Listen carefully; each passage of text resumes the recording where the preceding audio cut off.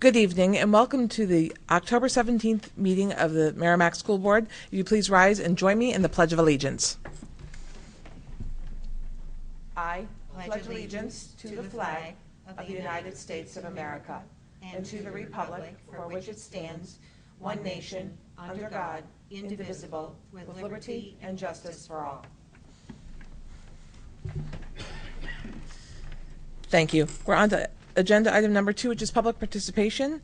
Those who wish to speak, please come to the microphone, state your name and address for the record. Seeing none, we will close public participation. And we're on to item number 3, which is the discussion regarding proposed maintenance items for the 2017-2018 budget. So I will turn it over to Superintendent Chaffrey and invite Tom Tussaud and Matt Chevenel to pipe in. Thank you. The reason this item is on the agenda tonight is because, as you know, we're beginning to formulate the budget for 17-18. And Tom and Matt and Mark and I have sat together to look at the items that were on the capital improvement plan. In addition, some other items have come to the fore. And so rather than us sit and try to figure out what the board would really like to do for next year, we thought it would be good to have conversation prior to that. So, because, like I said, a couple of items have come up specifically around sidewalks. So Matt has gone forward and has taken a number of photos of the items that we want to raise up to you. And what our hope would be is that there could be some discussion about the items that are presented, about what you think is reasonable and doable for next year, especially given that we know we're going to lose $1 million in aid. We're in default. We're very cognizant of this, and so we want to be about reasonableness while at the same time trying to take on some of these items. And the other thing that we would welcome is trying to determine what you think should be in the operating budget as compared to what you think should be a warrant for the public to address. So as they present these items, look at them in totality, and what I want to say is, if you say, you know, almost too much information to take in tonight, don't feel prepared to answer back, then I would like this on the agenda on November 7th, so you could respond as compared to us just contriving something that really doesn't answer what you want to have happen. Okay? To my left is Tom Tussaud, the facilities director, and you all know me, I'm Matt Chevenel. What we did is some of the items you're going to be seeing here were in the capital improvement program that you've gone and approved already. And more importantly, some of these aren't in the capital improvement plan because they did not meet that $100,000 threshold. So we want to kind of take the ones that are in the CIP, plus some of the major ones that we've identified here that you'll be hearing about tonight, sometime for the first time, that probably would be incorporated into the operating budget, but that will be your choice to make. So start off with my cover slide. Now, everybody's familiar with this unit. This is the heat wheel, as we affectionately call it. It's around 40 years old, and this sits atop the high school cafeteria, Tom, and provides for air exchange for the kitchen and the cafeteria area. That's just one picture of it. This year, after one of our rainstorms that we had, Tom came into my office and said we had a roof leak where the cafeteria is. Correct. The roof that we did last year. The roof that we did last year. And I said, "You're kidding me. How could that happen, Tom?" And Tom said, "That's because the door blew off the heat wheel compartment because the hinges rusted off and it fell down. And the water, it was a driving rain, so the water went into that area and then went through the roof because that's not part of the roofing job." So this is just to give you some more different views of the structure. And the current price, I think last year was $515. This year we got an updated price from Honeywell. Every year the price goes up a little bit. It's $539. $827 is the latest quote. And so that is that one. This is all in regards to the bus loop that we talked in the front of the school. This is the area that's most concerning. It's around 200 feet. And this is the area that we'd be looking at applying a patch to in the amount of $38,000. You can see how you have the center line of the roadway, and it kind of crowns up at that point, but then it kind of dips off. Where that dip is on the lighter section, where the tree line is, there's an embankment that has a bit of a slope to it. And so this is something that's concerning to us that we would want to, at a minimum, take care of if we don't do the entire bus loop. So Matt, this is on the back side of the building where if you're looking down, you would go to like the football field. Yes. If you kept walking down to your left to be the maintenance building. Yes, correct. This is the front of the high school. So as we go around the back and we go to the front, this crosswalk goes to the main entrance, I believe. And this is the condition of the surface right now. So if we want to do the bus loop and the front of the school, you're looking at $234,000. Yes, sir.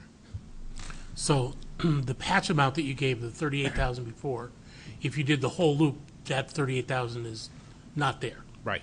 So Correct. so it's 234 to do everything. Yeah. Or patch only for 38. Yes. So that's pretty much what that looks like. Tom's been real good with putting crack sealer in there, and we did have a little bit of resurfacing done, but it's obviously, it needs some attention. This is the sidewalk in front of the school. This was done in 2001 when we did the addition.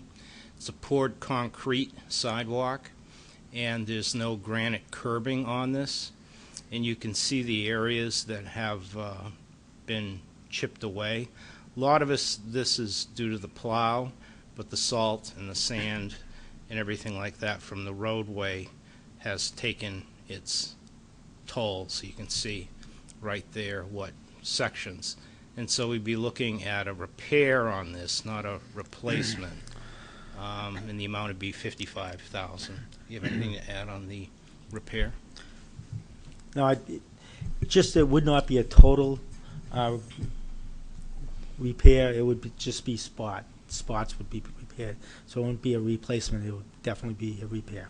So we're talking probably saw cutting out a section and then patching it and doing a repair with probably some rebar in there or something to attach it to existing. So You had a question on that, Mike? You made a statement about it not having the granite. Does Yeah, the granite create it so that it will last longer, or is that just a aesthetic? It's a stronger material, so Yeah. it lasts. It holds up a little hot. It's a little stronger. So if the plows bump up against it and stuff like that, it won't chip away or peel away the way it So- can with concrete. So, but this 55,000 would just be to replace it or repair it as is right now, not to put in granite. It would be to put granite in. Oh, to put granite. It'd be doing a long-term repair on that. okay. So thank you, Tom. So granite curbing and then the repair of the areas that are affected. So that's what we're talking about over there. So Then go ahead. I'm sorry. how far, where does the granite curbing then go the entire distance of the sidewalk? So that 55,000 includes fronting it with granite curbing and then repairing where the cement needs to be repaired. Correct. Oh, okay. I thought 55,000 just for the cement was high. Now I No. know why. Yeah. It's got granite in it. Okay. Yeah. We talked about O'Gara Drive, and I went for a little ride. So if you want to take a look at O'Gara Drive, here's O'Gara Drive going from the high school down to the police station. You can see the sidewalk on my left-hand side, your left-hand side. That's the existing. And this is the condition of the road right now. This was taken last week. And I am driving with a mobile device in my hand, but this is private property, so I'm not breaking the law. This over here, this is where let me stop right there, go back. This is where the curbing ends. So this is where the new sidewalk would go in, this area over here.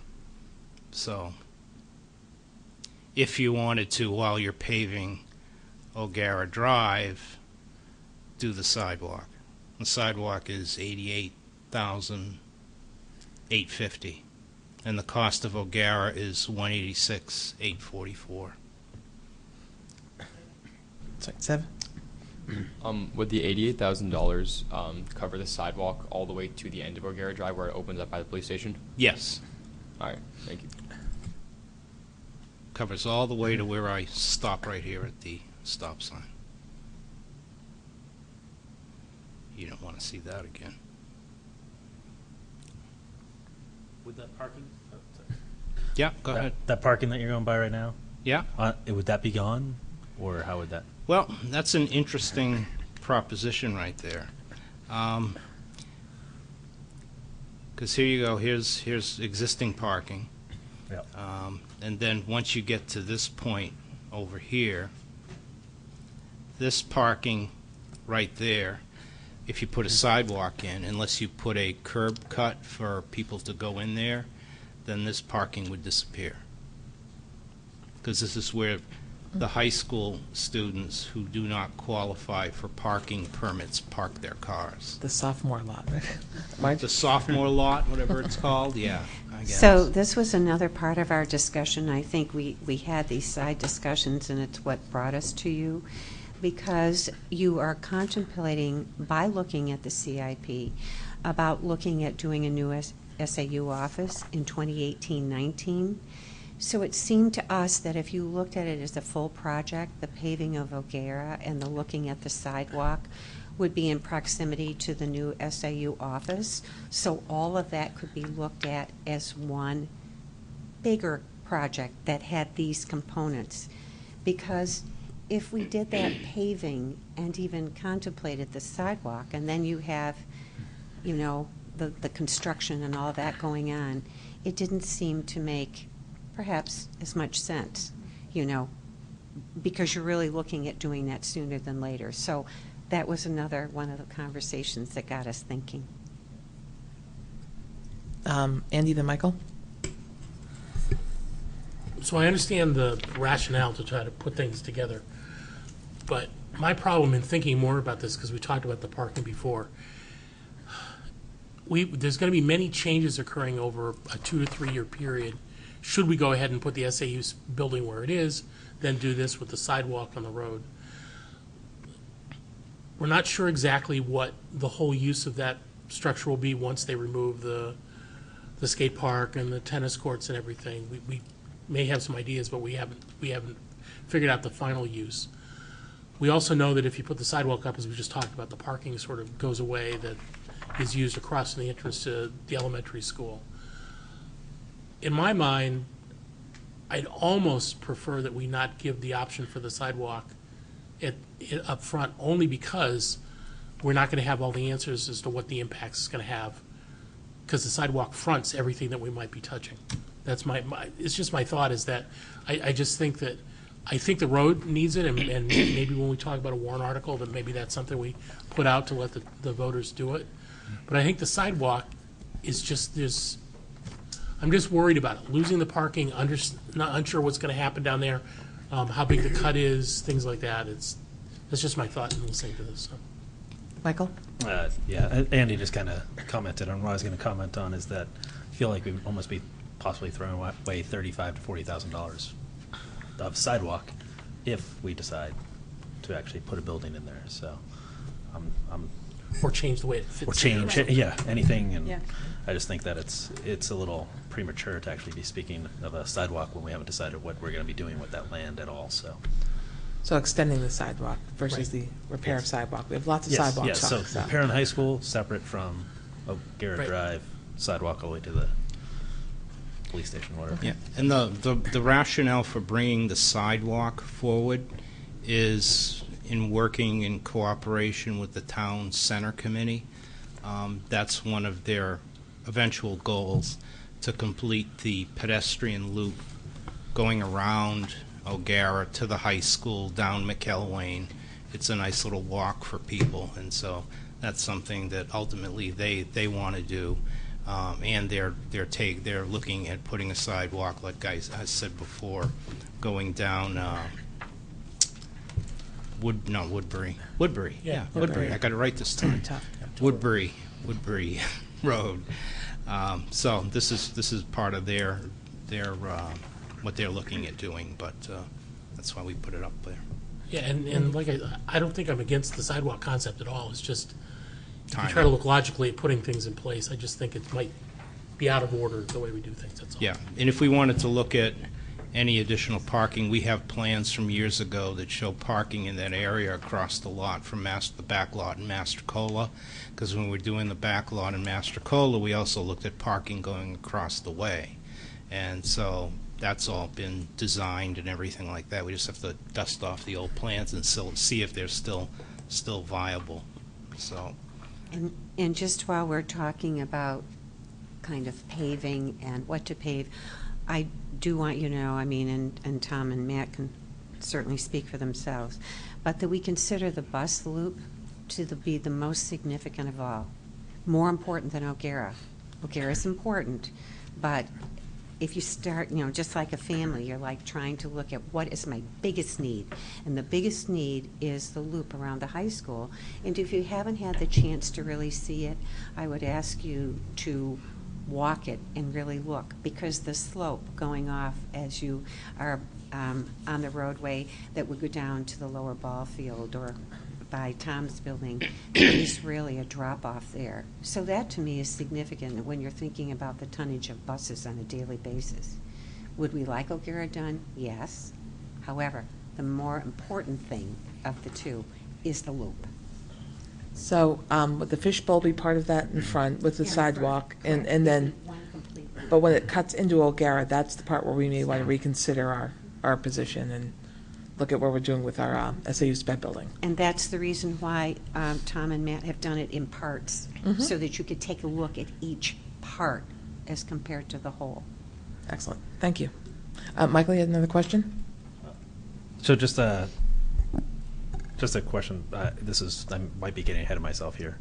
So I know that we were talking about possibly seeing what we might put in to vote for the taxpayers as a separate item versus putting in the budget. So would there be a way to put like I think it's the $38,000 into the budget and then put the rest as a item for but Right. if that's approved, then does the $38,000 just get taken out of the budget, or we just don't spend it? I'm trying Right. to And understand. that's where I think Marge prefaced this whole Yeah. presentation, is we may want to have a two Oh, no, I'm meeting just session trying on to it. ask this question for my Right. thought No, process. of when- absolutely. And I think we also, want to vet what's worthy of a warrant article, because it's needed but not safety related, and what might be considered safety related, and those kind of things. So we're going to want to vet all of that.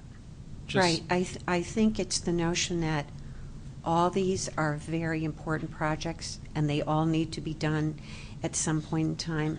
I think what makes us halt as a team is the fact that we're in default. We're normally not in default. I have great regard for that, being in default, and being told that we're going to be minus about $1 million in aid, and we have other needs. We're giving you these tonight because these are very large items, but we also have special education costs that are going to go up, and in other things. We're giving you a big chunk to take a look at, and the discussion that you have now and perhaps November 7th is still very important to us, because when we sit in isolation, we could line up what we think, but it might not be what you think is best. But we are going to tell you what we've talked about when we've been in the small circle. Okay.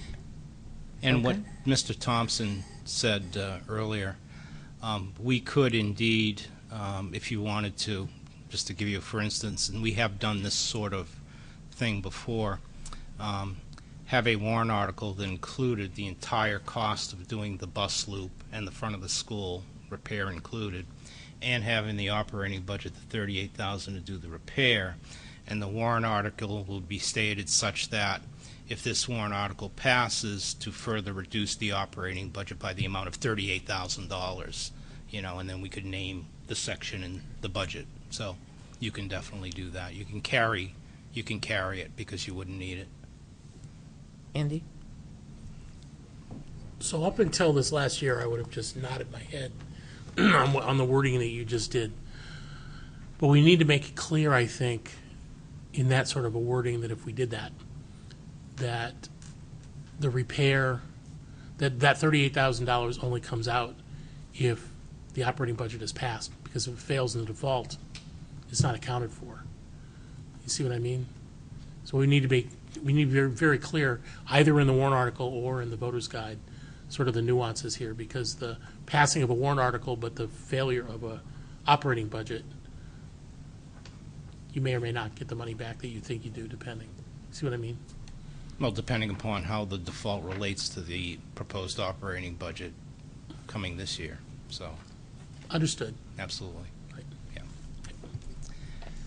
Now we have an item that, well, we're going to talk about it, Tom, aren't we? Sure. Yes, and you're right here with me, aren't you? Yes, I am. Absolutely. Middle school sidewalk. There's granite curbing there. It's been one of those things where I'm going to take you on a walk now, right now. This is the beginning of the sidewalk. And this year, when we were out there, Tom, Rich Desmond, Chief Doyle, Captain Albert, Mike Dudash, and I looked at the sidewalk and I says, oh my gosh, this looks a lot worse than I recall seeing it even last year. And I think it has, in the past year, and correct me if I'm wrong, Tom, reached a point of critical mass where it's just kind of gone from being acceptable somewhat to being a real issue. And it encompasses the entire sidewalk. Go ahead. I think last year it started on my radar. I mentioned it during our first meetings.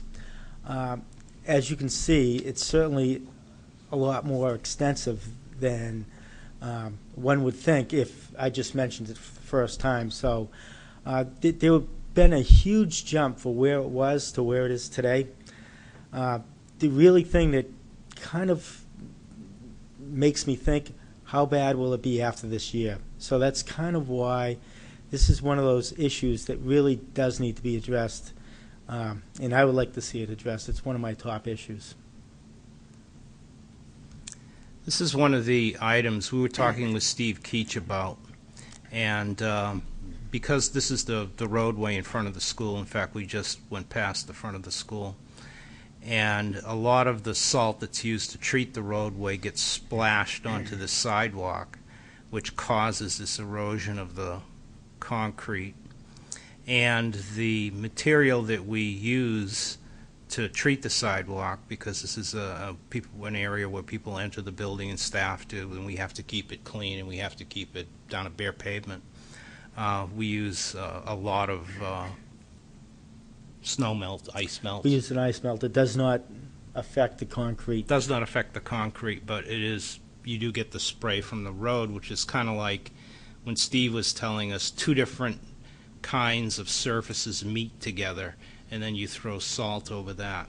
He also mentioned to us something that I did not know, that a concrete sidewalk needs to be sealed perhaps every 5 years. I know for a fact when this school was built and when the sidewalk was done in front of the high school, it was not sealed after it cured and was formed. Same thing with this one here, and I know we haven't been doing any sealing about them since I've been here and Tom's been here. So this is something in the price tag of $98,500,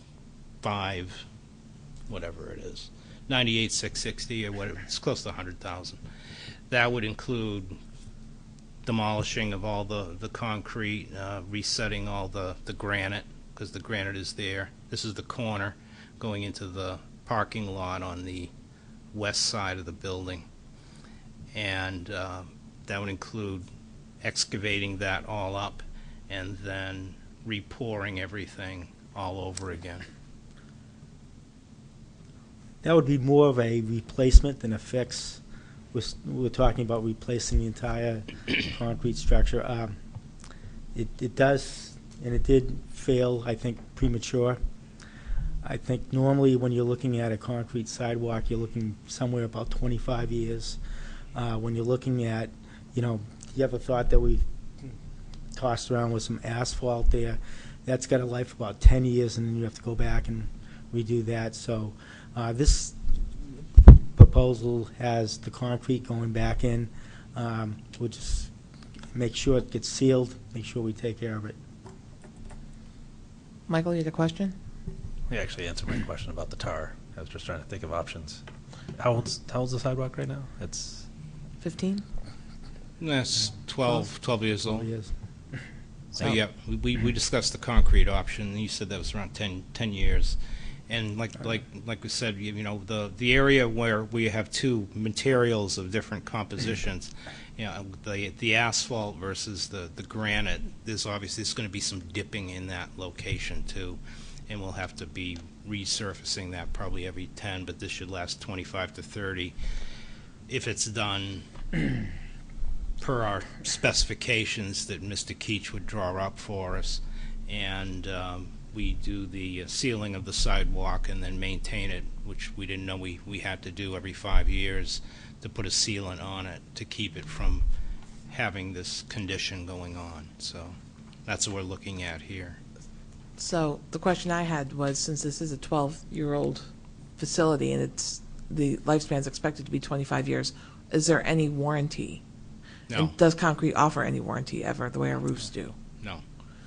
And so I'll follow on with the next question, because it's going to come to budgeting long-term, which you don't have to answer tonight. Is there going to be a plan for sealing all of our concrete walkways so that we're not facing this district-wide? I'd probably say yes. Well, obviously, I think I need to say yes. I'd hope you would. Yeah, right. Can't That put we you on would spot. probably do. When you look at, it's funny, you look at the sidewalk we did at Reeds Ferry School. Now, that's probably around 15 years at the front of the building area, because it used to be horrid. It was absolutely awful at Reeds Ferry School. And so we dug that up. We dug up because it's a clay base under there. We dug around 4 feet of material up. We put good material down, and then we redid the sidewalk, and we had it poured, and we had the granite curbing done, and it looks a lot better than this right here. And it's just preparing the base and whatnot and getting the right mix. I know when we did this building, we had pretty much every load of cement that came in to the construction site tested by Miller Engineering. They actually did, what's it called, Like Tom? a slump test. Yeah, okay, the slump test. I can't describe it to you, but I know there was somebody there doing it, and then they break the concrete and see what tensile strength the concrete was at that went into the building. But I don't recall if anything was done as far as the sidewalk goes. Okay. So Okay. Onward. let's move onward. This is one we've talked about. You should be used to hearing this one. This is the high school asbestos. It's on the CIP. Just want to bring this before you, just kind of as a reminder, because we're doing all the major projects this evening. And this would be the end of all the asbestos that is known to us. Correct. Thank you, Tom. And with asbestos, it's being tested regularly anyway to make sure it's not exposed, correct? Well, the process right now is twice a year we do a visual inspection, make sure it's not friable or anything like that. Every 3 years we hire an outside company that comes in and inspects as a third party, takes a look. And actually we just got done this summer with our 3-year inspection. Everything came back fine.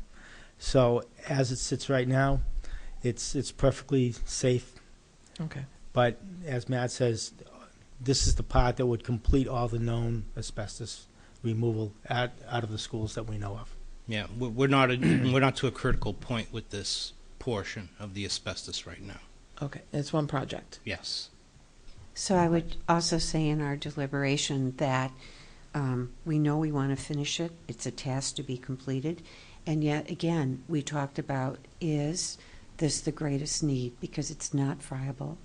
There is no safety attached to it whatsoever. The sidewalk is a more critical need because of property and liability than the asbestos. But again, look at the projects where you see the sidewalk, or the 2 sidewalks. If you add those up and you then weigh it off asbestos, that's what we began to do. We began to weigh these projects up against this project, and that's, again, what is causing the discussion this evening.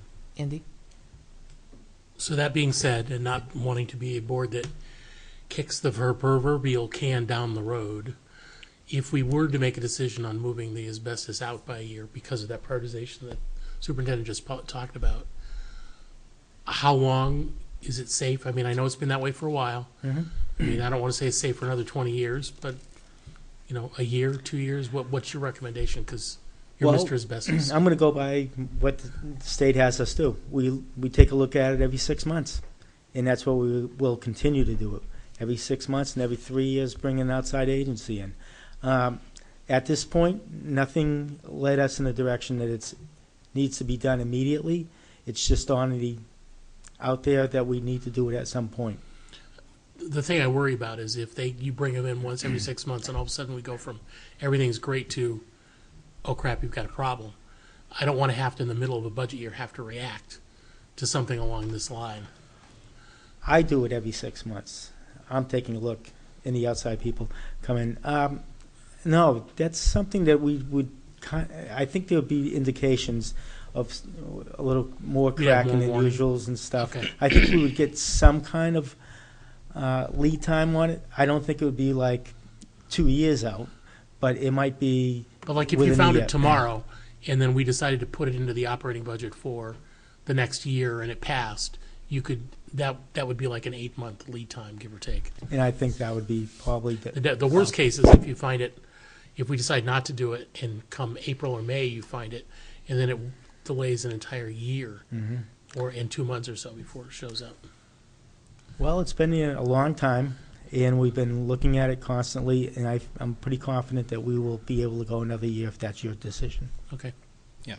Like I said, visually just looking at it with my untrained eye, I've looked at certain areas that we, in prior boards, have taken a walk. I think during, I forget what budget year, but didn't we take a walk down to F section? F section, yes. At one point in time, and you could actually kind of see the beginnings of the hairline cracks in the floor tiles. At Reed's Ferry School, I remember there was a spot, a couple of tiles that were right near the water fountain that had kind of worn down to the cement pad in that area. I don't think we're seeing those types of conditions in these 2 spots. Cinda? So. I would just ask, what are the types of things that might cause this particular asbestos to become friable? So when you were talking about near the water fountain, it made me wonder if it was the water because it's really when it becomes friable, that's the concern. Right, when with it breaks asbestos. apart. So the water would get underneath the tile and lift up, so the tile would lift up. If it lifts up in full piece, it's still not friable. But if it lifts up and someone steps on it and cracks it, it could be. So if you're looking for what makes it friable, it's any damage to the tile itself.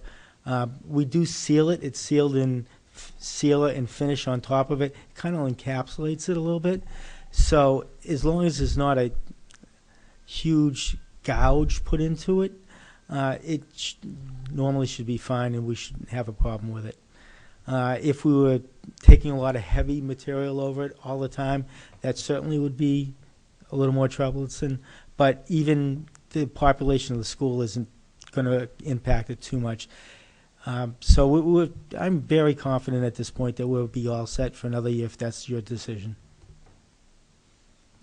Okay. Mike. Thanks. Next item we have is Reed's Ferry Elementary School roof. Oh, Thornton's Ferry, I'm sorry. Thank you very much. Thornton's Ferry Elementary School roof for 17-18. $612,000. It was on the CIP. And this is just, everything is yellow is what would be replaced this time around. And you can see, I remember we talked about the middle school roof, and then this one being a little more costly because you can see all the different transitions and the different roof sections over there. Each letter is basically a different roof with a transition. Correct. Yeah, so that's why it's a little more money if you do the whole thing in total. But basically, these were the additions built in 1997, the two end caps over there that enclose the H, so to speak, and then, the all-purpose room, gym area, too, that's a story and a half. So that's what we'll be doing, and you've seen that on the CIP before. Okay. Andy? Apologies if I asked this the last time, but since Tom is here, I'm assuming this is, if I remember right, this changed location on the CIP, didn't it? Yes. And the reason behind that? Condition of the roof during a continued inspection that we make. Looked at it. It's certainly warrant to bump it up. We put it up this year. It's a part of the roof that's, the two ends are rubber. The roof B there is a stone surface. In the rubber surfaces especially, you're going to see where the seams seem not to be as tight as they once was. Some of the old patching starting to come up. So it's definitely seen its better days, and it just made it to the top of the list, to tell you the truth, compared to everything else. When we take a look, when we go around and look at it all, this one came up this year as probably our top one. I think it's important when to tell you about how I look at roofs. I look at a roof that should last its warranted life. And I really think it should probably last maybe 5 to 10 years longer than a warranty. Warranties come in different ways. Some are coming 10 years, some are 15, 20, 25. Some that we have now are 35-year warranties. That's important because I always take that and I go 5 years past that date is probably when we should expect to see a roof being done. When we started, I'm going to say 7 years ago, or 8 years ago, talking about this, the school district, I'm going to say there was approximately 72% of our school district roofs were out of warranty, which is a huge number. Now, since then, we have progressed, and I looked at the figures before I came here, and right now we have 52% of our roofs out of warranty. And 48.5% is greater than 5 years out of warranty. So we should expect that those roofs can come at any time. There could be a drastic change from 1 or 2 years down the road. That's kind of like, that's what I feel the importance of that CIP, so we're charting it out. Even though I feel sad that it's always not the Holy Grail, because it can change. It's important for us to keep on our roof plan, I think. If you're asking me, all right, if we can make this roof last another year, I would say yes, and we can bump it off. But yet, I still worry about what's beyond that year. This is also part of environmental study we did in the building. We found the air quality to be fine as far as CO2 levels and allergens and everything like that. We did present that to the board, and I think we posted it online. We had a radon in a couple of rooms, which we were taking care of. But the report went into other areas where it showed that there were quite a few stained ceiling tiles in this area. So that was one of the other concerns that we had. And we bumped this up ahead of Reed's Ferry School. So this is the one that would be next in the parade of roofs. So saying this project gets completed in the 17-18 budget as we have on the CIP, what percentage will be out of warranty as of 18-19? I did not calculate that. Sorry. Okay. Were there any other questions on Thornton's Ferry roof? Yeah. Michael? So, and I don't recall because it's been a while, but capital reserve funds, the school have like? We don't have anything in the roof capital reserve, maybe $1,000. We've drained the roof capital reserve. We haven't put anything in paving. We used to have those. We don't have those anymore. asbestos capital reserve is done. Can I just ask, Matt, do we not have, we have one for emergency Yes, for repairs, which emergencies is we about do. 177 now, is that Yes, about right? correct. Yeah. That's when we worked on this budget year. Yes. I mean, because obviously having a capital reserve fund is to level off the funding. But go ahead, Andy. You are absolutely correct, Okay. until you have a roof failing every year, and Right. it drains your fund, and you don't have the ability to populate it. So that multi-year thing that we got, it has all the bonded debt. The key for me is when we stop replacing the roofs, there's a big gap of, 10 to 15 years? It's around 10 or, yeah, 10 or exactly. 10 to 15 where there's years where you nothing. don't have any. That is Well, that's what when I'm trying you to- build that's what up I'm the getting at, CRF, yeah.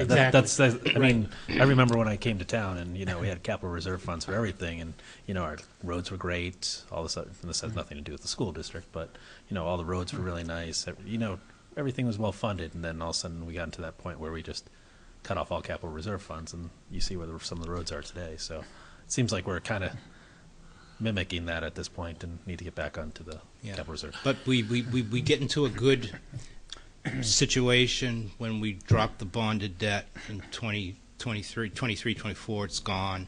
And then we have a gap of around 10, 15 years where we don't have any roof projects. So you can repurpose the funds that you were putting towards bonded debt and start saving up for capital items, and we can get back on track with the paving and the roofing and everything else like that. That'd be a good time, so it wouldn't create a spike in the tax rate. So, I think that whole draining came even before I came on the board, and this is my 7th year. So by the time I got here, that was already tapped. Everything was already tapped by the time we got here. And now became project upon project upon project. I think every year I've been on the board, it's been, this project cannot wait because you'll be raining inside.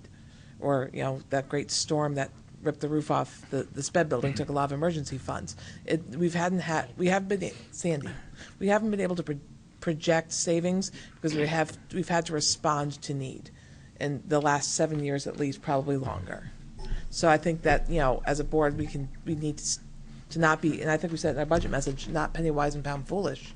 And we need to look at addressing our infrastructure as we have it today, keep on top of it, and then when we have things where we are ahead of the game, that's when we can start projecting long term and always kind of keep that culture of the board as people come and go. Just always keep that education rolling to new members. So this is a good time to do that. Cinda and then Michael.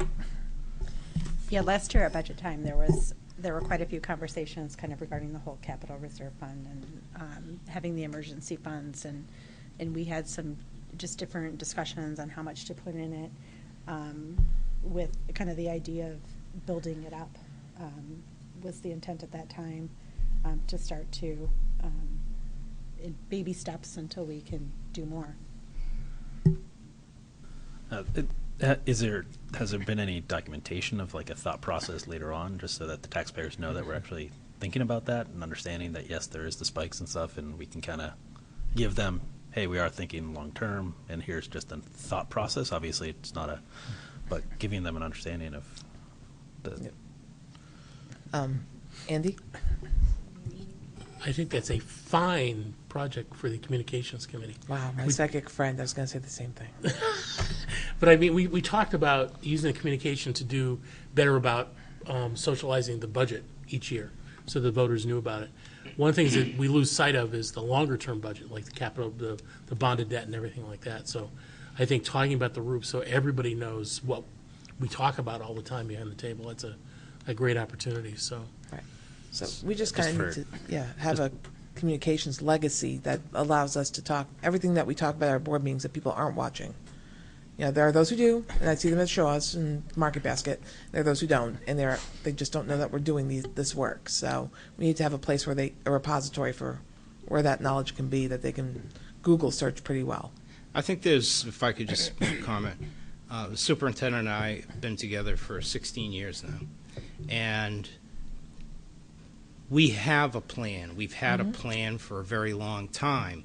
when we go back, and we've talked about this before, we look at past CIPs from 10, 12, 13 years ago, and it's amazing the amount of projects that were on those capital improvement plans from years ago that actually got completed and finished and everything like that. You can create a list. So we have a plan. I think the communication out there needs to be to the general public that here is our plan, and this is what our plan has been all along.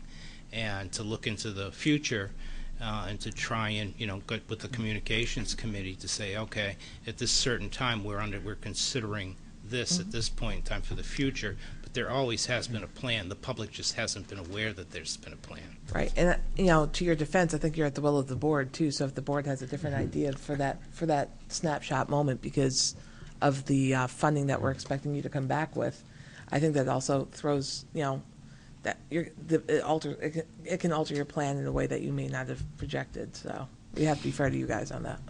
And I think I appreciate that because I think the other thing is we're giving you a big segment of the budget tonight because these are major projects. And when we sit together and look at a whole, like in the past years, you've had contracts. Contracts are a major effort also. So this is a year where we don't have a contract, but again, we have less aid. And we've talked too, as Matt and I go back in time, and even before he was with us, I remember when the only aid that we got from the state was $400,000. We've had up to $10 million. We're now going to be at like $7.8 million. Listen, if you're only taking in $400,000, you're not going to be able to do very much. So I have to say we have to commend the boards in the last, let's say, 7-8 years because they have been committed to doing things in the district to try and keep us up at a pace. And then there comes a kind of a point of reckoning, and I think we're there now. We know we need to do some things, but we will also tell you we have other things that we're going to need to share with you, meaning the special ed budget. We were just dealing with that today. We're definitely going to have needs in the operating budget. But it just was so important for us to come before you tonight. And like we said, if it takes 2 times to discuss it, so be it. But to have you start to order up when you look at these, to maybe do some prioritizing and to also say what you might see the public addressing as a warrant and what you would see as definitely needing to be in the operating budget. For example, the HVAC unit must be in the operating budget because we're right at the precipice. I mean, you've seen the door blown off and the rest spots. If that unit goes by the by, I think you heard Tom say, there is no piece of equipment or repair anywhere because it's so old. So we're living on borrowed time this year, really. We've said that. So that's like an example of what to us is so significant. That would be, I believe, we said that's the number one, is it not? All of us feel this way. Mm-hmm. And we think you do too. It's just that, I think what threw us just a bit over the edge is when we started seeing the sidewalks. I mean, we hadn't really, we had talked about them, but when we actually went to the sites and walked them, when we do the budget conversations initially, we go to each site and we walk it. And I think when we saw, all this erosion, we realized, oh my goodness, this is really a liability. And that's what caused us to come back to you. Michael? I just want to go back to Andy's comment about the communication committee. I think that the communication committee would probably be discussing about how information would be disseminated. Of course, I don't know exactly what it's going to be about because it hasn't been detailed yet, and not information about capital reserves. I think the capital reserve information needs to be provided from someone else, not the communication committee. And if that information comes forward, we should be sharing it. If there's information out there, put it out there. I don't think we have to wait for a communication committee to start saying, hey, we have information, put it out there. Well, I'll chime in. My suggestion is that of the many ways that the communication committee will talk about different ways of communicating, one of the things we've never been good at is taking something that we could do like a video on to explain and publish on the TV station or something like that. I like one of the pieces that comes out of the communication committee of ways to disseminate information to describe one way to do that. And this could be an example of how we would use it. I don't That's- disagree with that. I just think that we don't have to wait for that. So I think that if there's valuable information, we shouldn't have to wait for the communication committee and say wait for them to communicate. I think we just put it out there. And I think it's a lot of stuff that's gone, just to interrupt, a lot of stuff that's gone on our website as well, a lot more even recently. And it does go on our website, but the point is, people don't know it's there. So it's not about making the information available, it's making people know where the information is and when it got there. So that's what I think, if I'm paraphrasing you properly, Andy, that it's about making sure that we have a conduit of communication that allows people to know, hey, look for this here, it's here now. Yeah, I think- Not that we aren't providing it, it's that, when it becomes available to make it an alert that it's there. I think my point at this is we don't even have it at this point. We don't even have that information because we haven't really sat down and thought, what if we get to that point, what would a capital reserve possibly look like? So, yeah, we're thinking about it, but we haven't laid it out, so we don't have information, so we can't even communicate it. So I guess that's the first step. But What I was thinking really is, when we get to the part of the year when we want to explain the budget to the taxpayers before we go to the polls, I wanted to be able to do in a consistent way, doing some sort of a budget 101, or at least here's how we got the budget.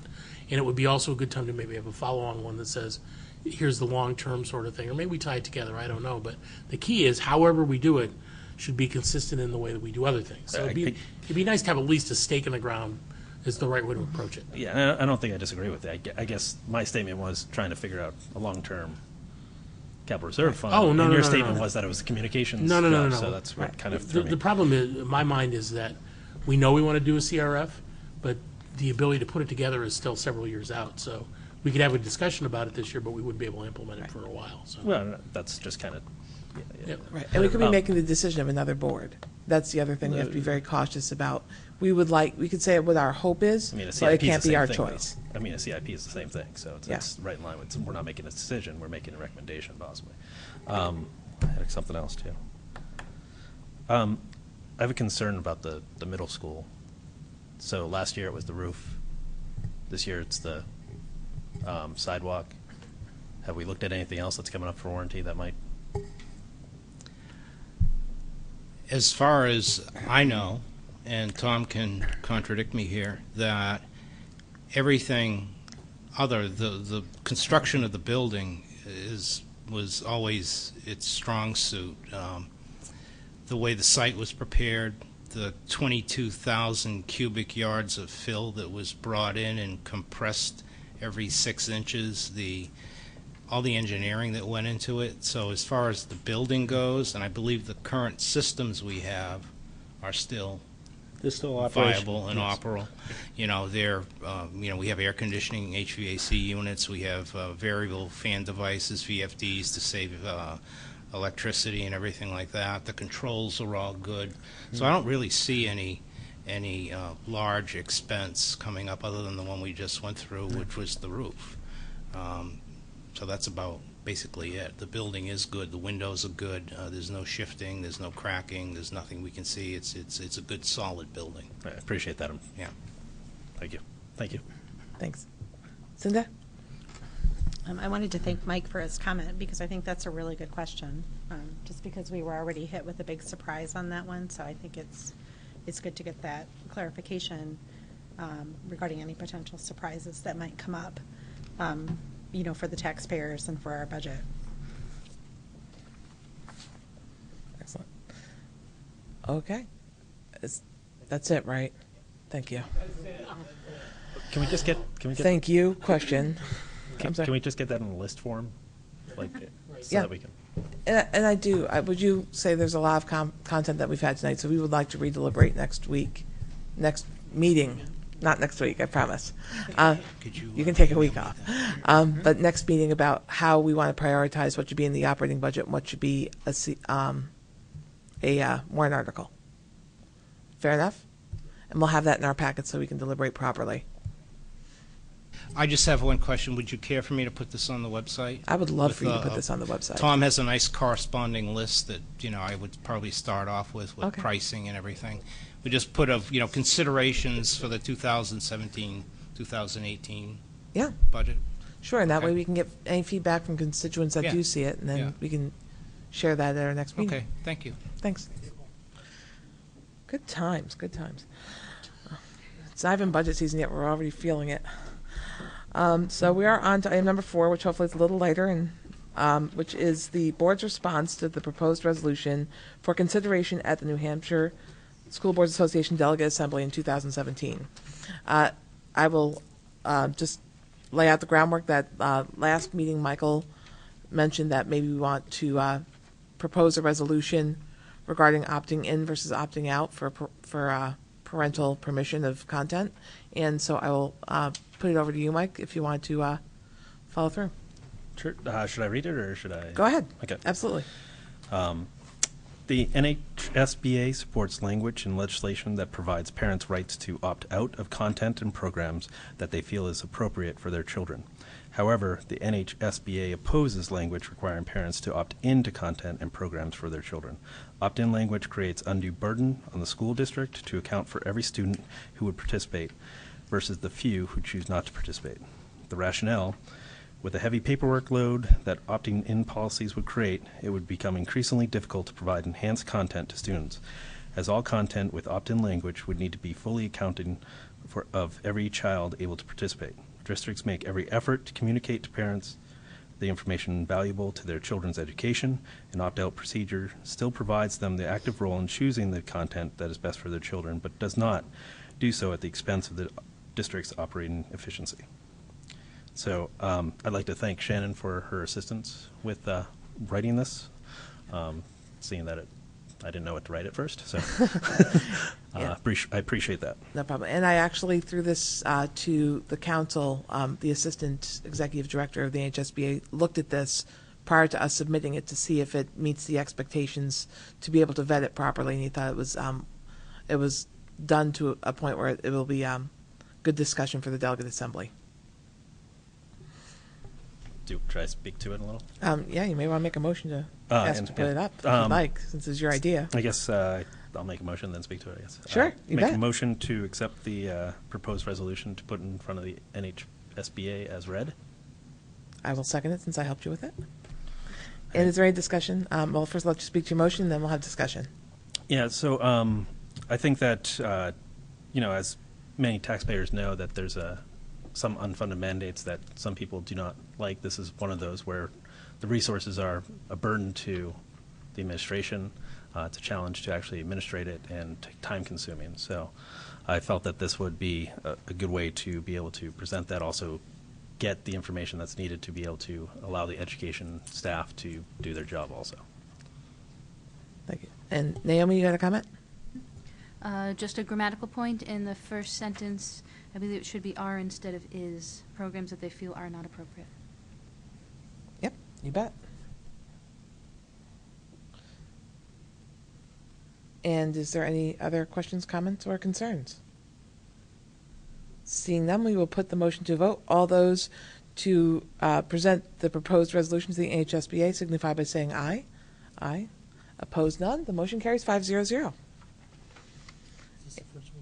This is the first one we've done since I've been on the board. So it's been probably close to a decade, if not more.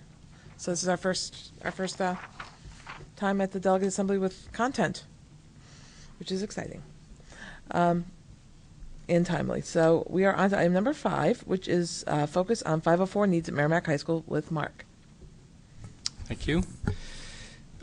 So tonight, this is sort of in the same spirit as Matt and Tom's presentation, just trying to set the stage for a need that we see on the horizon and wanting to share some of the details of 504 with you so you get a sense of the context. So really, my goal tonight is to help provide a better understanding about what Section 504 is, to provide an understanding about the importance of compliance with 504 and the Office of Civil Rights, and then to describe the scope of 504 cases throughout the district, specifically focusing on needs at Merrimack High School. So that's really the goal for tonight. So at the risk of repeating what some of you may know well, I just say briefly that 504 is it's a broad federal civil rights law that is different from an IEP, special education, in that it covers a variety of disabilities, whereas a special ed IEP is really constrained by specific items that are allowed for under IDEA, the Individuals with Disabilities Act. And its purpose really is to provide an education to students with a disability equal to that of every other student. So a simple example would be if a student has a broken leg, they are disabled for a period of time, and they need an opportunity to get to class on time. So a 504 plan for the duration of the injury and the recovery might say that the student should be allowed to leave class 5 minutes before the bell to allow him or her to get through the hallways on crutches without, a lot of students jostling them, so that they can get there. Now, that's not allowed to every student, but every other student who can walk on two legs would be able to get to class in the allotted time fine. So this is not a special thing. It's not a special help. It's just an opportunity for a student with a disability to be able to have access to his or her education equal to that of everybody else. So if everybody else needs to be on time and this student needs to be on time too, but they need 5 extra minutes to get there, that's not a leg up. That's not a cheating.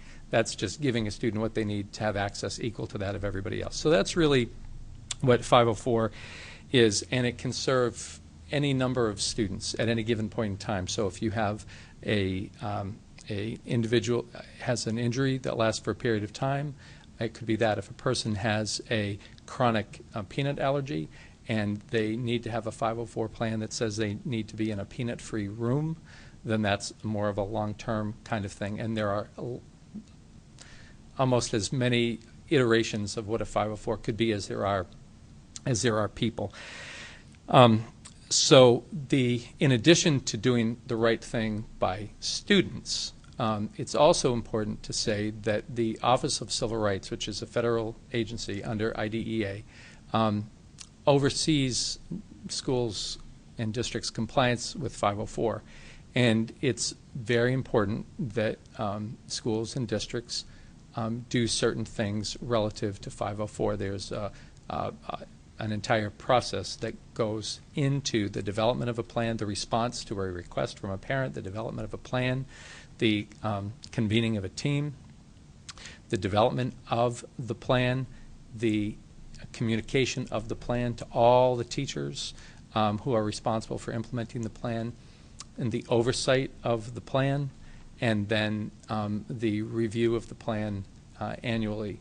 So all of those things need to be done in order to ensure that we are compliant with Office of Civil Rights regulations, and we certainly don't want to be on the opposite side of an OCR complaint.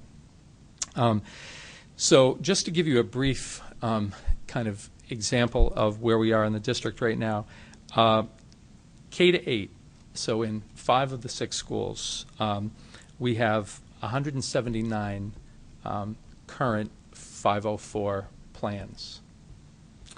Those plans are managed by a 504 coordinator in the building. It's an educator whose job it is to do everything that I just said, to oversee the plan, initiate the development of the plan, conversation with parents, so on and so forth.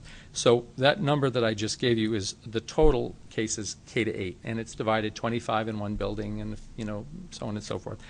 At Merrimack High School, in one building, 9 through 12, we have 171 cases. So in 5 buildings, we have 179, and in one building, we have 171.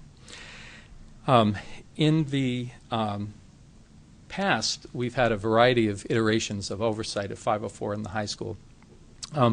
And mostly it was taken care of by a guidance counselor in the high school who maintained his or her caseload and guidance caseload, and in addition oversaw 504 cases. What we've noticed in the last number of years is a steady increase in the number of 504 cases that we are seeing and are duty-bound to manage.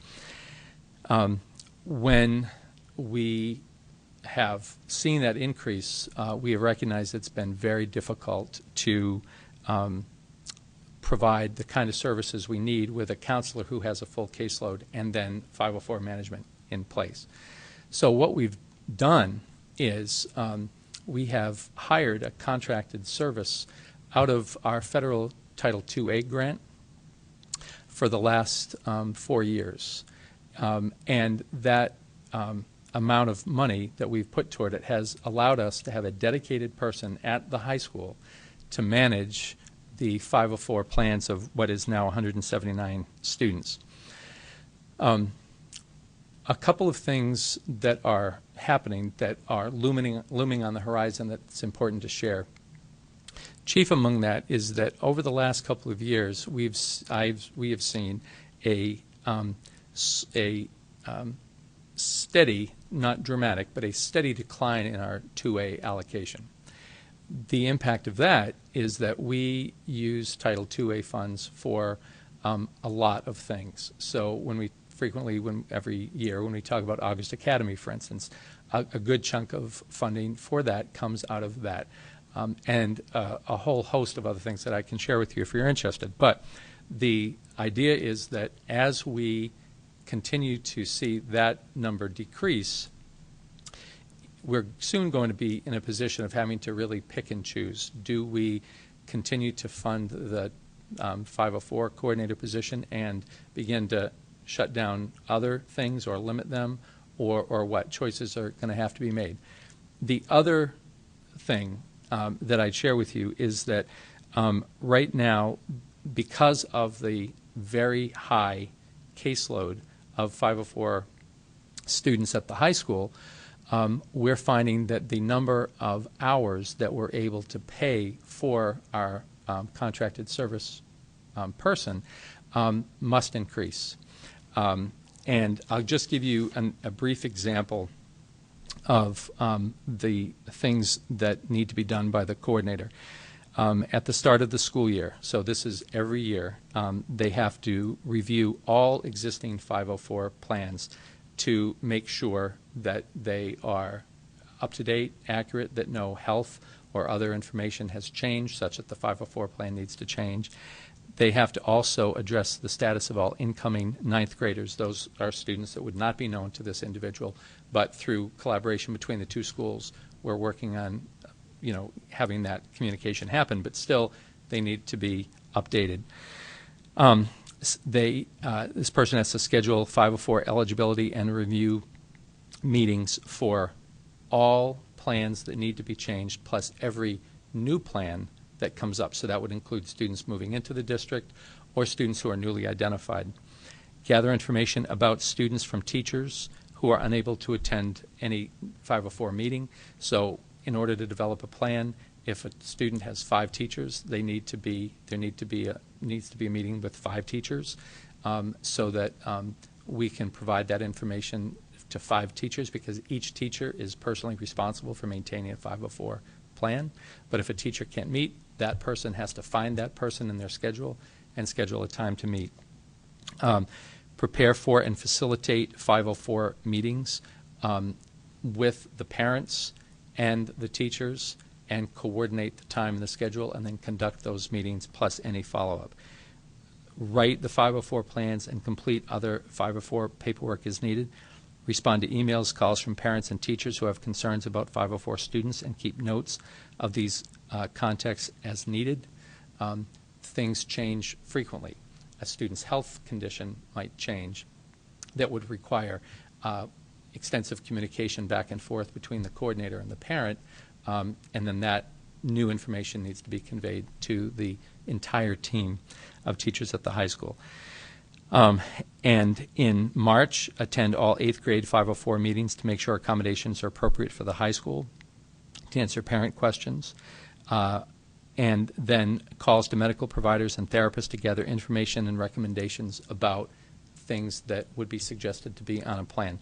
That's just a minimum. That is not exclusive, because in addition to everything I've just expressed to you, there is a significant amount of administrative work that goes with that, and we currently don't employ someone to do any of that. So all of the administrative stuff that has to happen with each of those things is also done by that individual. We are grateful for help from one of the guidance office administrative assistants, who also is a guidance office administrative assistant who has more than a full-time job if that were all she did. And then on top, there would be this. The other thing that I just wanted to share with you, and I'm going to pass out 504 frequently asked questions. It's a document that we give out to families, so you might just be interested to peruse this at your leisure. The other thing I just want to pass out to you is this series of charts here that I think helps to try to explain one other thing that's very important that you all understand. Some 504 plans are, no 504, I'll say it this way, no 504 plan is created equal. So if you look at the information I've given you here, it's 504 utilization statistics, reasons for referral. And so in 2014-15, we had 185 students. In 2015-16, a slight dip. Many of that is because students graduated, and now this year we're getting an increase again, but this is the year for which we had data. So you see in the left-hand side, in 2015 we had students on 504 plan, 56 students who were ADD or ADHD. Of those 56 students, 2 were also on a 504 plan for a medical condition, and 1 for a mental health related condition. In 2016, you see 42 students who were on a plan for ADD, ADHD, 4 for medical, and 10 for mental health. Again, I don't need to read it all to you, but just so you see allergy, 24 students were on a medical plan for allergy. Could be bee stings, which would require them to have a different accommodation for their being outside, maybe an EpiPen, peanuts, whatever. And of those 24, 4 of those had a plan that also included another medical, and 3 for mental health. So if you go across, what I'm trying to show you is that the mental health numbers of students who are on a 504 for mental health related disabilities has really dramatically increased over a period of time. And that's important because the maintenance of a 504 plan for a mental health issue is significantly different than the maintenance of a 504 plan for a person with a bee allergy.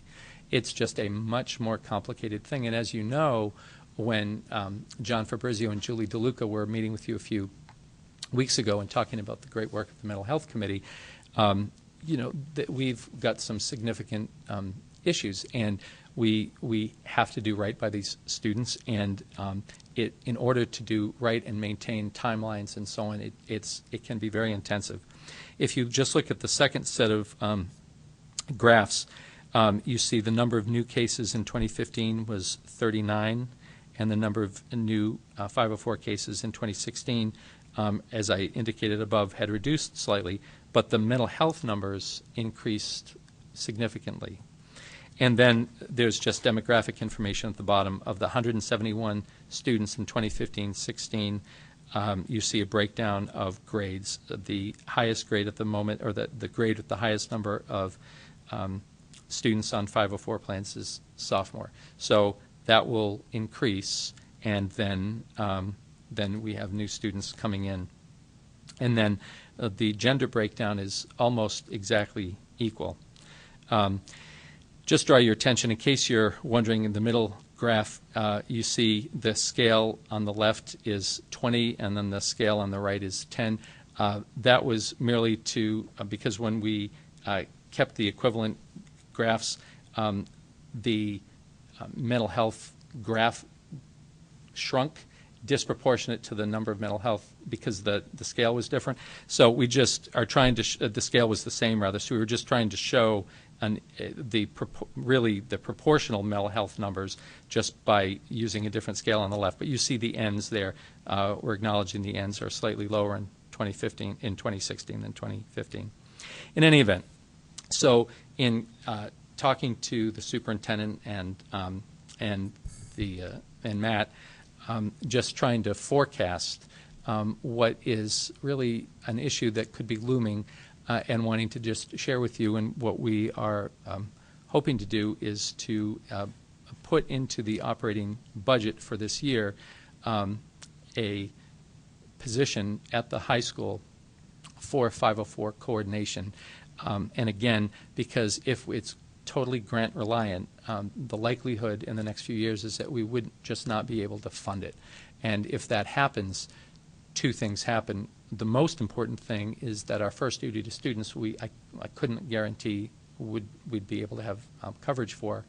And then the direct relationship to that, or corollary to that, is having significant issues with the Office of Civil Rights.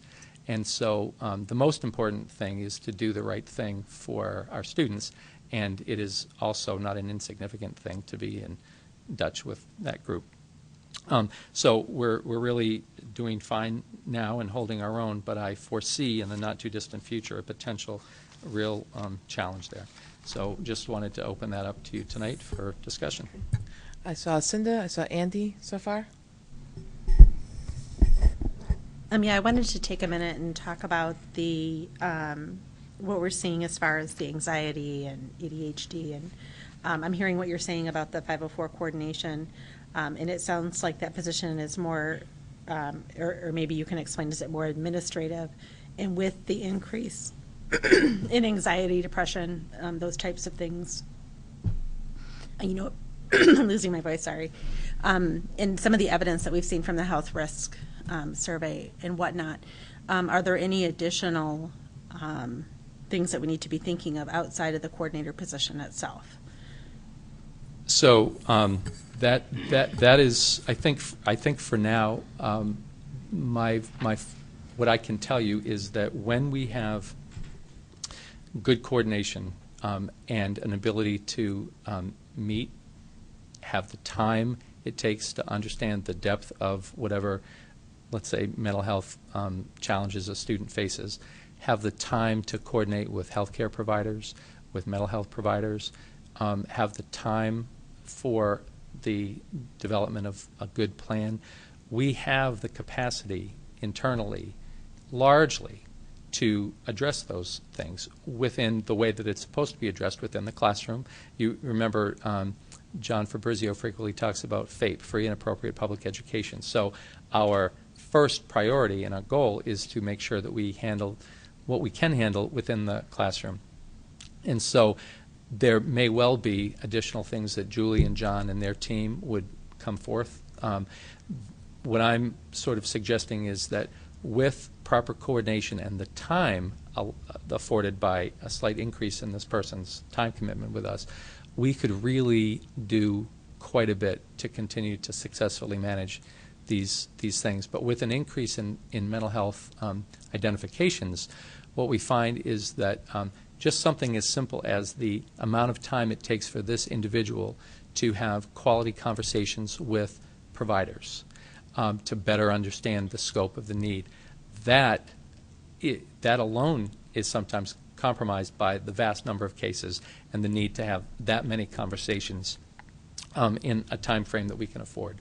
So I'm confident that a lot of our need can be addressed by an increase in the time commitment of this individual, not saying that John and Julie wouldn't have separate things that they might propose to you leading up to the budget season. Yeah, because to your point, you know, it is a different type of a situation to manage than, let's say, an allergy or a peanut safe classroom when you start to look at, you know, what those needs might be throughout the course of a given school year, for example. Mm-hmm.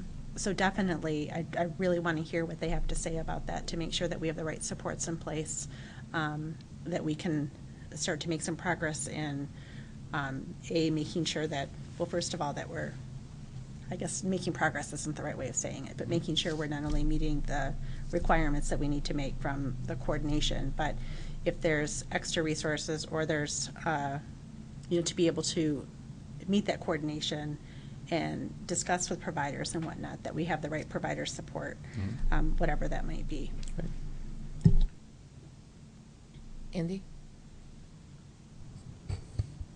So, one of the things that will help me when we get to the budget part to understand this is what the cost is that you're requesting. And you talked about how you get less aid over time, so you have less funds and you're worried about other cause and effects. If there's a way you could, I don't want a graph necessarily, but sort of visually show how that trending is going to go and when the lines meet and because I'm in support of doing that, but I need to understand what the effect would be. Like, how much less do you have in there for what might disappear and things like that. That would help me to justify the position, because there will be taxpayers that think that we may be doing more above and beyond what we need to in this space. I think that's a concern. I don't believe so, but there may be some. So anything that we do to increase the funding here, we need to be able to not only show the evidence, but also, with the funding being less, what the effects are to justify why it is we're asking it. That's all I'm at. So when you get to that point. Happy to do it. Tonight, tonight was more to just conceptually put it on the table, but no, absolutely, we'll be able to do that. Okay. Naomi, then Michael. I realize you're focusing on the high school because you're making us aware of upcoming potential need. I was curious if you've seen similar patterns across any of the other schools. So across the board, I think we've seen an increase in mental health identifications for 504 in the 5 other schools. However, they haven't, because they're spread out over 5 schools, the numbers are still pretty manageable. And even though there's only 1 upper elementary school and 1 middle school, still the numbers have been manageable given the staffing that we have. So I would say that the mental health issues have increased, but I don't foresee in the near term anyway a need to address any other way of approaching. We're fine. Michael? Thank you. Thanks, Mark, for the information. Question for you. You say that the funding is declining. Would we be able to split it so that a full head doesn't come out of the actual budget? Maybe start slowly shifting it? Well, that's sort of. Okay, that's what you were asking? Yeah, okay. I just more straightforward, like knowing that maybe this year is 25% funded by taxpayer and 75% by federal Title IIA grant, kind of that shift versus that. Or if you wanted it fully funded, I want to know maybe where that money with the federal 2A grant would go, just to kind of understand the shift. So, happy to do it. Thank you. Okay. And again, this position is going to be a contracted position we're looking at, but just funding it in a less traditional way than we have in the past. Correct. Okay. Thank you. Are there any other questions from the board on this? Okay, we're on to basic housekeeping, which is the approval of October 3rd minutes. Do I have a motion to accept the minutes from October 3rd? Made by Andy. Do I have a second? Seconded by Naomi. Are there any edits for the minutes? Seeing none, I had one, and I'm looking for my minutes because I've been moving my papers all night to stay organized, is on page 5, line 240. And it's only, there should be a hyphen. So year-end surplus, so just hyphenate year-end, and we will be good. Seeing no other edits, we will put the motion to a vote. All those in favor signify by saying aye. Aye. Opposed? None. The motion carries 5-0-0. And we're on to item number 7, which is consent agenda. And Michael? I move to remove the educator retirement from the consent agenda. Is there a second? Seconded by Naomi. All those in favor signify by saying aye. Opposed, none. Abstentions, none. And the motion carries 5-0-0. Cinda? I'd like to move to accept the retirement letter of Todd Wiley on condition that no retirement incentive be paid to this teacher. Is there a second? Seconded by Andy. All those in favor signify by saying aye. Aye. Aye. Opposed, none. The motion carries 5-0-0. On to item number 8, which is other. First is correspondence. Is there any correspondence from the board? Michael? I had a constituent reach out to me in regards to trying to get the high school football games on the TV. So, Sounds good. It's warmer at home, right? And Marge? I want to just review a piece of correspondence that came to me, which I've shared with you at your place. It comes from the New Hampshire Department of Education. Specifically, it's from the commissioner. And if you look at this, it really is about the Department of Ed going on a regional listening tour. And specifically, it's coming off of the new law, the Every Student Succeeds Act, or known as ESSA, which is replacing No Child Left Behind. You can see that there are 6 areas that she is going to travel to, and we are going to host one of them. If you look, you'll see November 10th from 6 to 7:30. The commissioner and others from the department will be at the Little Theater at Merrimack High School. If you look at the front of the document, you will see that it says there are 2 ways that you would be able to give input if you're interested. One, you could go on their website and fill out a survey, or you could just go to one of the listening tours. And specifically, 4 questions are being asked, which I think are important to share with the public. One is, what do you expect from New Hampshire's educational system? 2, what school characteristics are most important to you to improve student learning? 3, what measures of school quality or student success should be included in a school accountability system? And lastly, in your experience, what are the best ways for the state to support schools to serve the needs of all students? I'm delighted that the commissioner is doing it, and I am very pleased that we will host one. So we have a chance to highlight it again on November 7th, and I'm hoping that some, if not all of you, will be able to attend. Sounds great. Is there any other correspondence coming before the board? Seeing none, are there comments from the board? Oh yeah, sure, Mark. Just have one. I just want to let the board and the community know that this Thursday, October 20th, Merrimack Safeguard is going to be sponsoring a kickoff to the Red Ribbon Week that starts next week. And the way we're going to do that is by having a concert by a very up-and-coming singer, local singer from Pelham, New Hampshire, named Nicole Pelletier.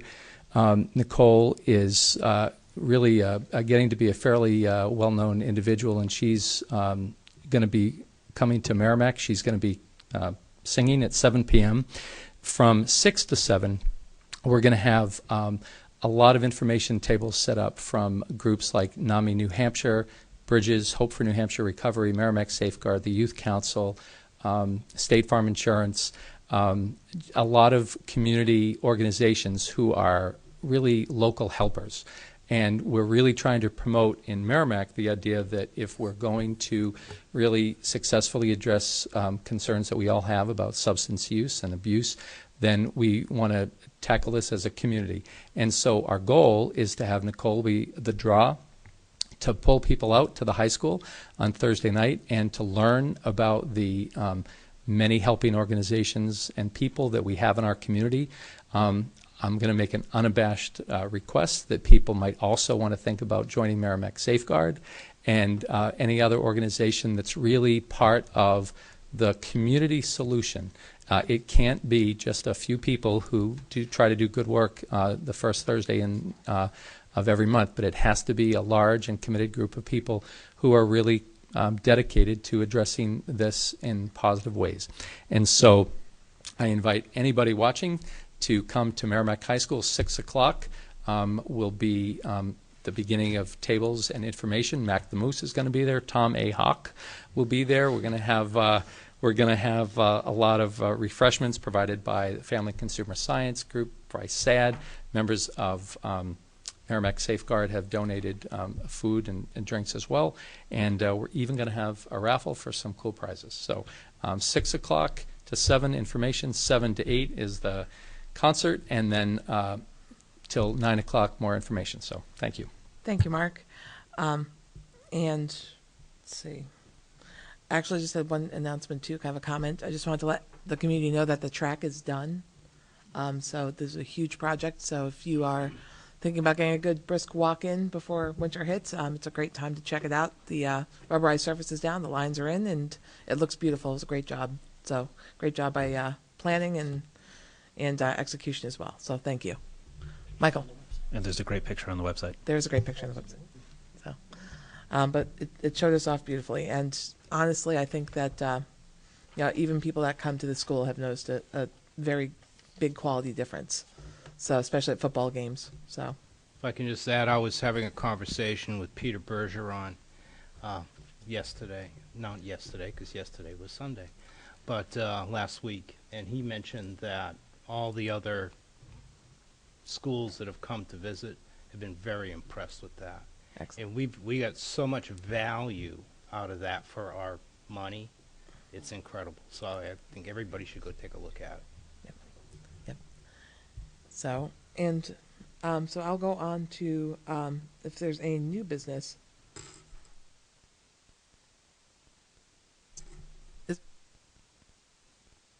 Administration. I lost my mic for a second. Sorry, I killed my mic for a second. Not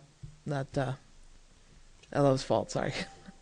So no new business. We're going on to committee reports. Are there committee reports? I have Andy and Cinda. And did you have? You're looking at me. So you're covered? Okay. So make sure. So we'll start with Andy. So I had one on, let's see, what's today? Today is the 17th, so that would be on the 11th, on Tuesday of last week. We had Planning and Building Committee. We had our meeting.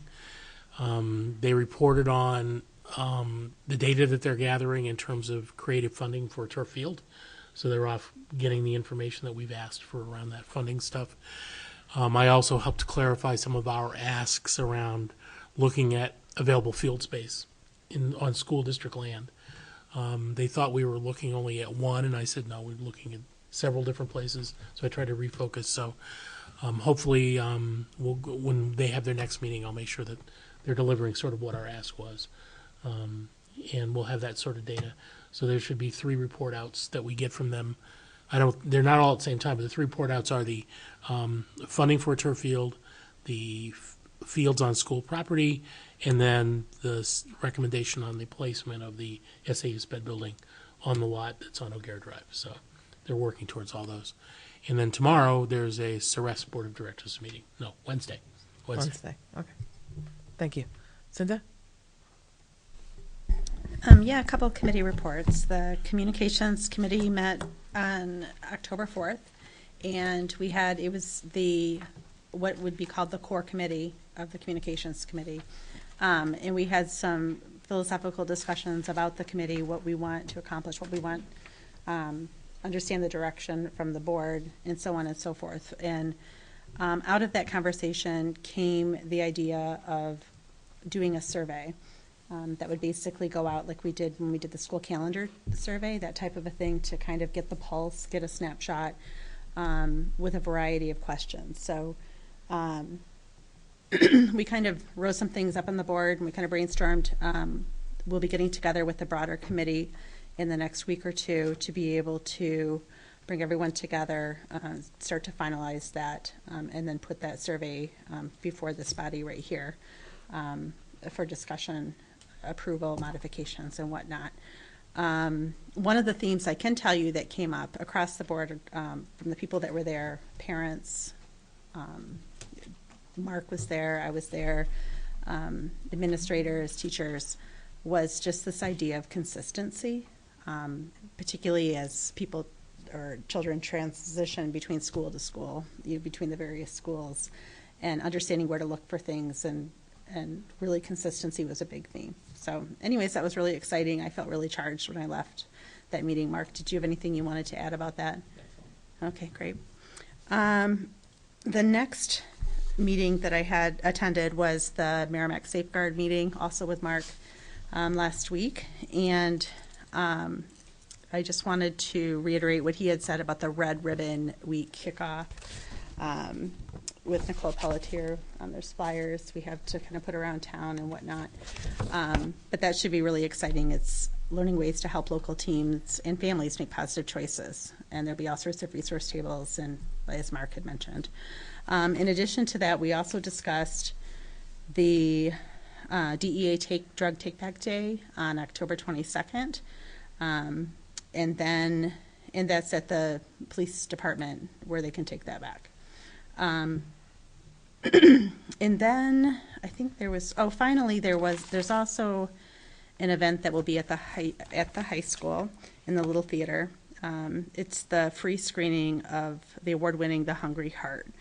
It's a film that basically, it's a 93-minute film, provides an intimate look at the hidden world of prescription drug addiction and the successes and challenges of recovery. It will be followed by a facilitated community conversation. A panel of professionals working in the field of substance use treatment will be available to answer questions and offer local resources. So that is Thursday, October 27th, from 6 to 9 p.m. at the Little Theater at the Merrimack High School. So I'm wondering if we can get these events somewhere on our calendar too, the school calendar, so anyone that happens to come across it, it might increase the exposure of this particular thing. Other than that, I think that's all I have for the committee reports. Michael? I just had a question about the committee reports. The communication committee, did we have anybody interested in the? I've not gotten an application for the community at large yet. Thank you. So I have a couple things, a few things, but I'm going to start with was a special event which we had Korean students visit us from a foreign language school. So they actually came over here, and their English was meticulous. And they did a beautiful drum presentation for us. Our marching band did our national anthem, the South Korean national anthem, and they also did their halftime show. And Zev, I believe that some of the students came to your classroom as well. Yeah, absolutely. So I think this is the third year they've done this program where the South Korean students have come. And I do go to an international school in South Korea, and so it's a really great opportunity for them to practice the English they've learned in their school and learn about American culture. And so I know that a couple of the groups of them actually went to different classrooms, and my AP government class was actually lucky enough for one of those groups to actually come and speak to us. And they gave us a PowerPoint presentation on the similarities and differences between schools in South Korea and our school in Merrimack, and I thought it was actually a really cool presentation. And it was a very rigid presentation at first, but after they were done, we got to ask them questions and communicating with each other, just on a person-to-person basis, and I thought it was a really, really cool experience for me as a student in America to kind of learn about their culture and not just about their schools. We discussed politics and their views on America and our views on Korea and North Korea, issues that are pertinent to them and pertinent to us as students, and I thought it was a really, really great opportunity for not just my class, but for all the students in Merrimack High School to learn about different students from around the world and how they live. So I thought it was, once again, a great opportunity. I think that every year we do this, we form a stronger and stronger bond with these kids. And I think it's really, really important for students in Merrimack to become more global, have more global information about people of different cultures. And I thought it was, again, a great opportunity for all of us.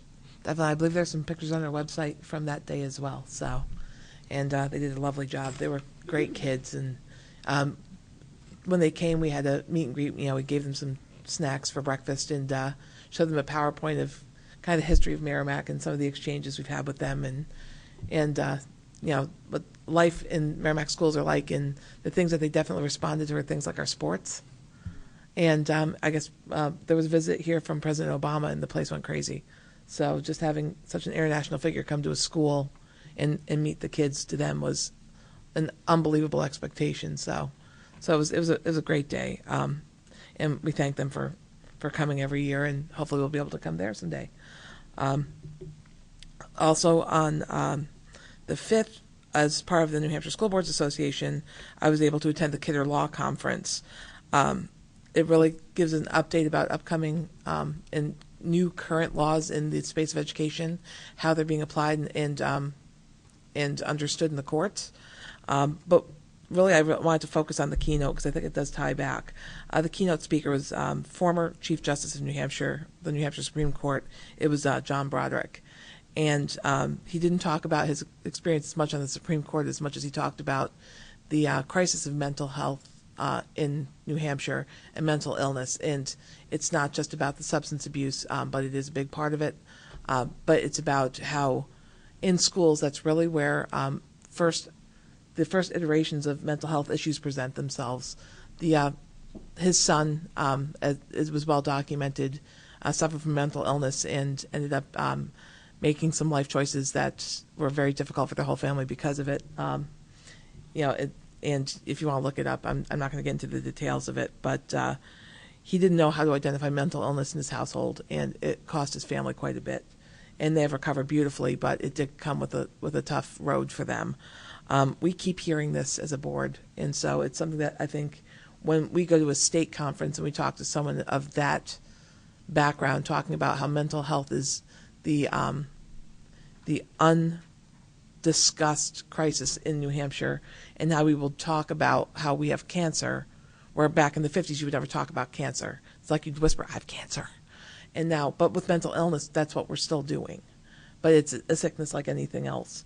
And in our district, I think we're finding more and more that is truly, I know the press is here for things tonight, but that is a story that needs to be told, I think, for everyone. And the schools are the place where we're finding these kids are presenting first. And us having those structures in place to be able to educate those children and give them the environment they need to thrive is important for us as a board to keep a strong eye on as we make our decisions. So I just wanted to put that out there. But there's also a lot of great information that came out of it as well. Right to know laws, managing social media expectations, that fine line between First Amendment rights and your role as an employee, those kind of things. So it was a very enlightening event. Also on the 5th, as soon as I left there, I came straight to the Merrimack High School, attended healthcare cost containment.